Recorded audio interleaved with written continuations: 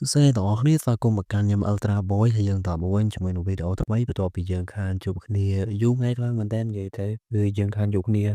ចូលឡើង3 4ថ្ងៃឯងអ្នកទាំងអស់គ្នាខ្ញុំពិតជា sorry អ្នកទាំងអស់គ្នាខ្លាំងមែនតើដោយសារតែ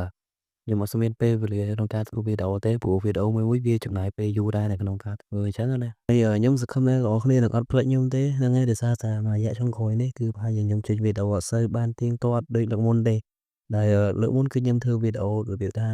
2ថ្ងៃគឺខ្ញុំចេញមួយអញ្ចឹងតែលើកនេះអត់ដឹងថា2ថ្ងៃចេញមួយទៀតឬក៏មិនដោយសារតែខ្ញុំអត់សូវមានពេលធ្វើវីដេអូឲ្យគ្នាយើងមើលប្រហែលទេនិយាយទៅគឺខ្ញុំនិយាយពិតមកអ្នកនរគ្នាគឺអត់សូវមានពេលធ្វើអ្នកនរគ្នាមើលទេឥឡូវអូខេអញ្ចឹងយើងត្រឡប់មកធានបទយើងវិញអញ្ចឹងនេះគឺយើងនិយាយអំពីធានបទក្នុង One Piece ទៀតហើយគឺយើងនិយាយអំពី Naruto នៅក្នុងពិភព Luffy ឬក៏នៅក្នុងពិភព One Piece ម្ដងដោយសារតែលើកមុនគឺ Luffy នៅក្នុង Naruto ហើយអញ្ចឹងលើកនេះគឺយើងនិយាយ Naruto ដាក់នៅក្នុងពិភពរបស់ Luffy ម្ដងអូខេអញ្ចឹងមុននឹងចូលអ្នកនរគ្នាក៏ជួយចុច Subscribe និង Like មកលើ Channel ខ្ញុំម្នាក់មួយអូខេអញ្ចឹងកុំឲ្យខាតពេកយូរយើងទៅទស្សនាជាមួយនឹងខ្ញុំទាំងអស់គ្នា Let's go ប្រសិនបើ Naruto ដាក់ចូលនៅក្នុងពិភពរបស់Luffy ឬក៏នៅក្នុងពិភពរបស់ One Piece វិញគឺ Naruto នឹងជួបជាមួយនឹងអ្នកលេងចៅសមុទ្រជាច្រើនដែលដូចជា Monkey D. Luffy ឬក៏អ្នកផ្សេងច្រើនទៀតនៅឯកោះ Osha Town ហើយអ្នកទាំងអស់គ្នានឹងភ្ញាក់ផ្អើលទៅលើសមត្ថភាពរបស់ Naruto ដែលសមត្ថភាពទី1ហ្នឹងគឺ Shadow Clone Jutsu ដែល Naruto ហ្នឹងគឺគាត់នឹងបែងពីអ្វីដើម្បីបញ្យល់ចឹងទៅហើយទី2គឺ Rasengan ដែលគាត់ប្រើ Rasengan ហ្នឹងដើម្បីវាយជាមួយនឹងសត្រូវអីចឹងទៅហើយទី3ហ្នឹងគឺ Saga Mode ឬក៏Kurama Mode ហ្នឹង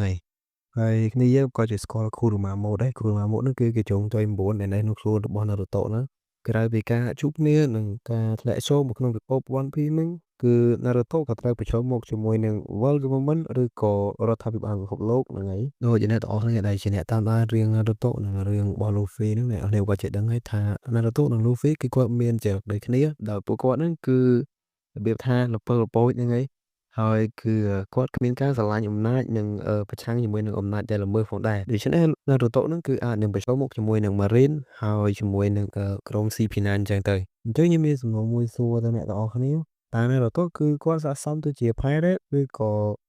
Revolutionary ខ្ញុំសូមបញ្ជាក់ប្រាប់អ្នកនរដែរថា Revolutionary ហ្នឹងគឺដូចជា Monkey D. Dragon អញ្ចឹងដែលយើងហៅថាអ្នកបដិវត្តជាមួយនឹងរដ្ឋាភិបាលពិភពលោកនេះបើសិន Naruto គាត់សម្រេចចិត្តចូលជាមួយនឹងក្រុម Pirate គឺគាត់នឹងដើរជាមួយនឹង Luffy ហើយបើសិនបើគាត់ធ្វើជាអ្នកបដិវត្តប្រឆាំងជាមួយនឹងរដ្ឋាភិបាលពិភពលោកវិញគឺគាត់អាចនឹងដើរជាមួយនឹង Dragon ដែលត្រូវជាបុករបស់ Luffy ផ្ទាល់តែម្ដងអ្នកទាំងអស់គ្នាសាកគិតមើលថាបើសិនបើ Naruto គាត់ប្រកួតជាមួយនឹងតួអង្គខ្លាំងៗនៅក្នុងរឿង One Piece តើមានរឿងអ្វីកើតឡើងទៅអញ្ចឹងបើសិនបើ Naruto គាត់ប្រយុទ្ធជាមួយនឹង Zoro គឺគាត់នឹងប្រើប្រាស់ Rasengan ដែលត្រូវទល់ជាមួយនឹង Asuran Style ហើយបើសិនបើគាត់ប្រកួតជាមួយនឹង Sanji គឺគាត់នឹងប្រើល្បឿនលឿនជាងខ្យល់របស់គាត់ដើម្បីប្រយុទ្ធហើយមួយទៀតបើសិនជាគាត់ប្រយុទ្ធជាមួយនឹង Admiral Kizaru គឺគាត់នឹងប្រើចក្រា Rasen Suzukan ដើម្បីទល់ជាមួយនឹងពន្លឺរបស់ Kizaru ចំណែកឯគាត់ប្រកួតជាមួយនឹង Blackbeard វិញដោយសារតែ Naruto គឺគាត់គ្មានDevil Fruit ទេប៉ុន្តែគឺគាត់មានជាមួយនឹងNine Tails ឬក៏យើងហៅថាកញ្ជ្រោកកតុយ9របស់គាត់ហ្នឹងដូច្នេះសម្រាប់ការប្រយុទ្ធនេះខ្ញុំសូមឲ្យអ្នកនរគ្នាគិតទៅថាបើសិនជាពួកគាត់ប្រយុទ្ធជាមួយនឹង Zoro, Sanji, Admiral Kizaru និង Blackbeard តើអ្នកណាគេឈ្នះអ្នកណាគេចាញ់ហើយអញ្ចឹងអ្នកនរគ្នាកុំភ្លេចចូល comment ដាក់បន្ទុកនៅខាងក្រោមផងណា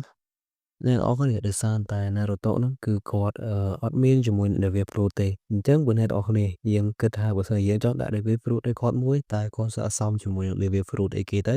ហើយវាទៅជា model អីគេទៅអញ្ចឹងសម្រាប់ការគិតរបស់ខ្ញុំតែម្ដងខ្ញុំគិតថាបើសិនបើនៅក្នុង Magical Zone គឺខ្ញុំនឹងឲ្យ Ino no Mi ទៅកាន់ Naruto ជាមួយនឹង model របស់គាត់ថ្មីគឺ model Kurama ដើម្បីឲ្យគាត់ប្រើប្រាស់ជាមួយនឹង